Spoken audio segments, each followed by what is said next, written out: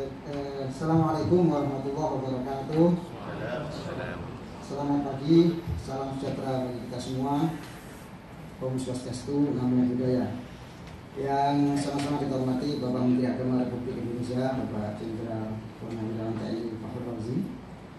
Yang saya hormati Bapak Wakil Menteri Agama, Bapak Kiai Zainul Taufik Saadi.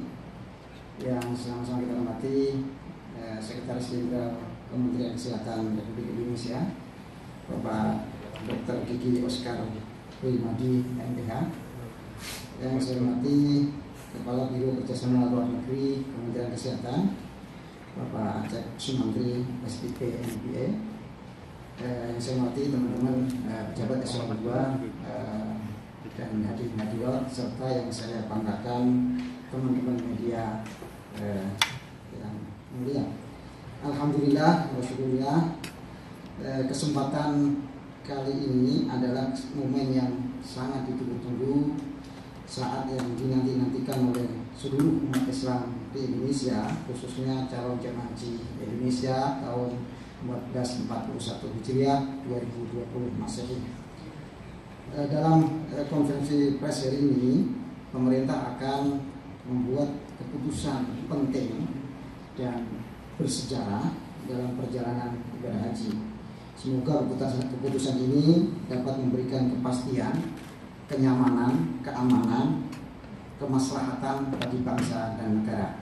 Karena itu, agenda hari ini adalah tunggal, yakni penyampaian keputusan pemerintah terkait penyelenggaraan ibadah haji tahun 2020 1441 Hijriah oleh Menteri Agama Republik Indonesia.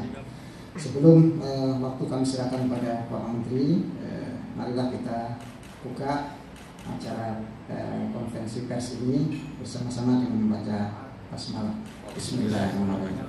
Selanjutnya kami persilakan Bapak Menteri Agama untuk menyampaikan keputusan pemerintah terkait penyelenggaraan haji. Silakan Bapak Menteri. Bismillahirrahmanirrahim. Assalamualaikum warahmatullahi wabarakatuh. Yang kami hormati Ketua Komisi 8 DPR RI, Bapak Wakil Menteri Agama, Bapak Sekjen Kementerian Kesehatan Republik Indonesia, Bapak Dirjen PHU Kementerian Agama, dan teman-teman jurnalis. Masih dalam suasana Idul Fitri, saya menyampaikan minal aidin, mohon maaf lahir dan batin. Pertama-tama, alhamdulillah, puji dan syukur kita panjatkan kehadirat Allah Subhanahu wa Ta'ala, Tuhan yang Maha Esa, atas rahmat dan karunia-Nya, sehingga di tengah pandemi COVID-19 kita tetap dapat melaksanakan tugas-tugas kita dengan baik. Teman-teman jurnalis semua, sebagaimana kita ketahui, pandemi COVID-19 yang sejak awal Maret juga melanda Indonesia telah berdampak pada berbagai aspek kehidupan, termasuk layanan sosial keagamaan di bidang penyelenggaraan ibadah haji. Kementerian Agama lalu membentuk Pusat Krisis Haji 2020 melalui keputusan Menteri Agama nomor 392 tahun 2020 yang diberi mandat untuk merancang, menyusun, dan mengkoordinasikan mitigasi krisis pada penyelenggaraan ibadah haji tahun 2020 ini. Tim ini telah menyusun dokumen lengkap skenario mitigasi penyelenggaraan ibadah haji yang disusun mengikuti perkembangan dan dinamika COVID-19 baik di Arab Saudi maupun di Indonesia. Hingga April, 3 skema penyelenggaraan ibadah haji disiapkan. Pertama, haji diselenggarakan secara normal sesuai kuota. Kedua, haji diselenggarakan dengan pembatasan kuota. Dan ketiga, penyelenggaraan haji tahun ini dibatalkan. Bersamaan itu, sejumlah layanan haji di dalam negeri tetap dilaksanakan, seperti manasik haji secara daring dan pelunasan BP dengan menerapkan protokol penanganan COVID-19. Untuk layanan haji di luar negeri, kontrak layanan akomodasi, transportasi, dan catering juga dipersiapkan. Hanya saja belum dilakukan pembayaran uang muka sesuai pertimbangan keamanan dan juga atas permintaan dari pihak Arab Saudi. Memasuki bulan Mei, karena waktu semakin mepet, tim fokus mematangkan dua opsi saja, yakni pelanggaran haji dengan pembatasan lebih kurang 50% dan pembatalan keberangkatan jemaah haji. Sebab tanggal 26 Juni telah disepakati sebagai terjadwal sebagai pemberangkatan awal jemaah haji Indonesia tahun 1941 Hijriah 2020 Masehi. Dari situ kami menghitung mundur tentang kecukupan waktu pemberangkatan jemaah dengan segala proses dan konsekuensinya. Skema pengurangan jemaah diambil karena harus ada ruang yang cukup untuk pembatasan fisik atau physical distancing jemaah, baik di asrama haji, di dalam pesawat, di pemondokan, maupun di area-area ritual haji, khususnya di Al-Musna, Arafah, Musdalifah, dan Mina. Dalam skenario ini, rentang waktu berhaji pasti akan lebih lama dari biasanya.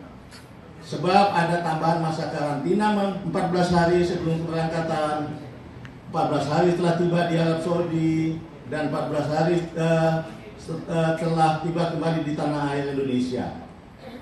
Protokol kesehatan juga mewajibkan setiap jemaah untuk memiliki sertifikat bebas COVID-19 dari pihak yang berwenang. Bersamaan itu, Kementerian Agama juga menjalin komunikasi dengan pemerintah Kerajaan Saudi melalui Kementerian Luar Negeri Republik Indonesia perihal permohonan informasi pelanggaran haji tahun 1441 Hijriah atau tahun 2020 Masehi ini.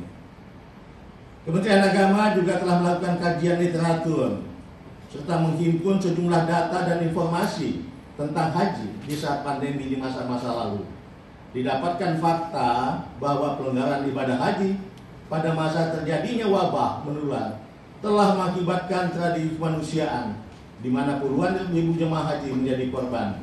Kita tahu Saudi Arabia pernah menutup haji ibadah haji pada tahun 1814 karena wabah tahun, 1837 dan 1858 karena wabah epidemi, 1892 karena wabah kolera, 1987 karena wabah meningitis.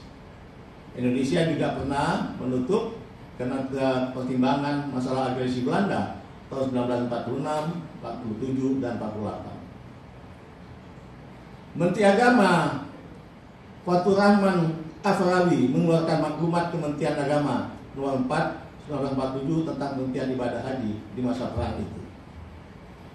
Kementerian Agama juga telah melakukan konsultasi kepada otoritas keagamaan di Majelis Ulama Indonesia (MUI) untuk mendapatkan pandangan keagamaan terkait pembatalan keberangkatan jemaah haji di masa pandemi.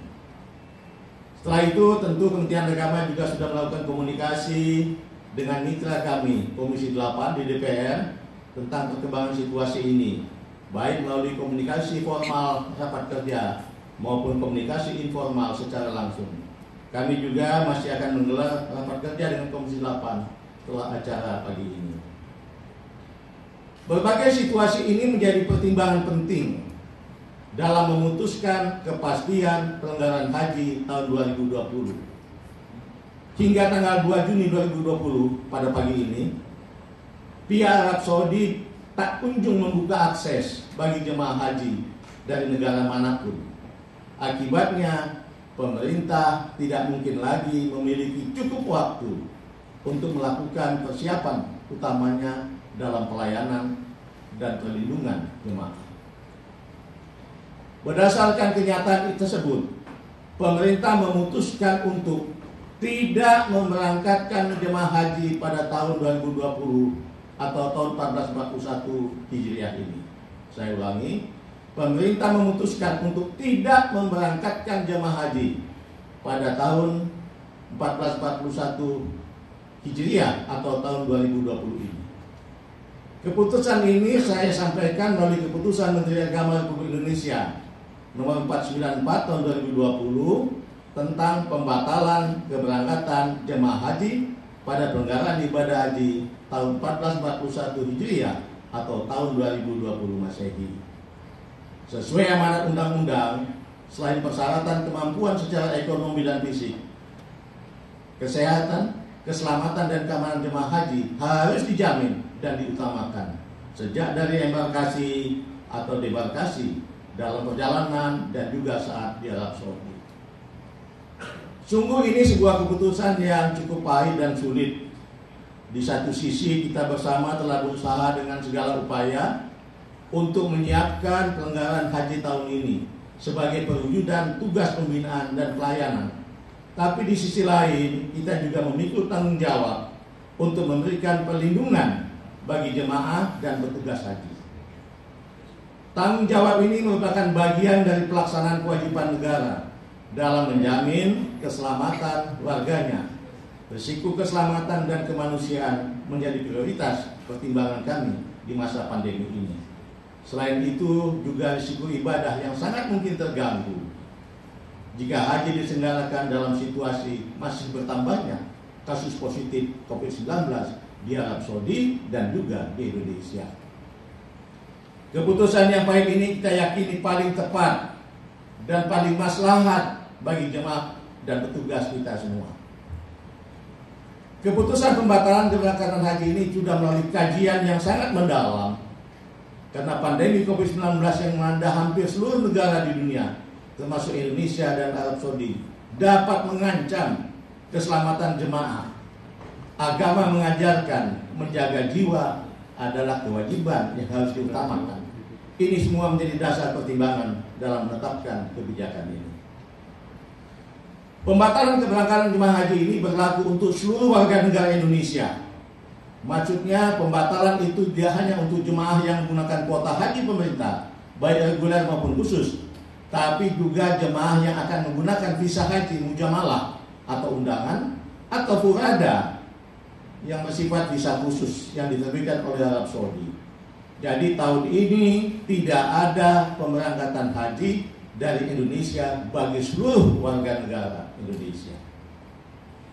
Teman-teman jurnalis semua, seiring keluarnya kebijakan pembatalan keberangkatan tersebut, jemaah haji reguler dan khusus yang telah melunasi biaya perjalanan haji atau BP tahun ini akan menjadi jemaah haji tahun 1442 Hijriah atau 2021 Masehi mendatang. Setoran pelunasan BP yang dibayarkan akan disimpan dan dikelola secara terpisah oleh Badan Pengelola Keuangan Haji. Nilai manfaatnya akan diberikan oleh BPKH atau Badan Pengelola Keuangan Haji kepada jemaah haji paling lambat 30 hari sebelum pemberangkatan kloter pertama penyelenggaraan haji tahun 1442 Hijriah atau 2021 Masehi mendatang. Ini saya garis bawahi, pemanfaatan diberikan kepada perorangan. Kenapa? Karena nilai pelunasan BP itu tidak sama. Yang paling rendah adalah sekitar 6 jutaan, yaitu untuk jemaah yang di Aceh dengan uang mukanya 25 juta. Sedangkan yang paling tinggi sekitar 16 juta untuk yang pemberangkatan dari Makassar. Jadi antara 6 juta sampai 16 juta. Jadi variasinya cukup banyak. Oleh sebab itu saya garis bawahi, nilai manfaatnya itu diberikan kembali kepada mereka berdasarkan jumlah pelunasan BP yang dia bayarkan. Namun juga setoran pelunasan BP itu juga dapat diminta kembali oleh jemaah haji yang bersangkutan kalau memang dia butuhkan. Silakan bisa diatur dan kami akan mendukung itu semua dengan sebaik-baiknya. Bersama dengan terbitnya KFA ini, petugas haji daerah pada penyelenggaraan ibadah haji tahun ini dinyatakan batal. BP yang telah dibayarkan juga akan dikembalikan. Gubernur dapat mengusulkan kembali nama petugas haji daerah pada haji tahun depan. Jadi saya ulangi, untuk haji daerah dinyatakan batal, BP-nya lunasan BP-nya dikembalikan, gubernur dapat mengusulkan kembali nama petugas haji daerah untuk tahun depan. Hal yang sama berlaku bagi pembimbing dari unsur kelompok bimbingan ibadah haji dan umroh pada penyelenggaraan tahun haji ini. Statusnya dinyatakan batal seiring dengan terbitnya KMA ini. BP yang dibayarkan akan dikembalikan. KBIHU dapat mengusulkan nama pembimbing lain atau sama pada penyelenggaraan haji mendatang. Jadi ulangi, KBIHU dapat mengusulkan nama pembimbing pada penyelenggaraan haji mendatang.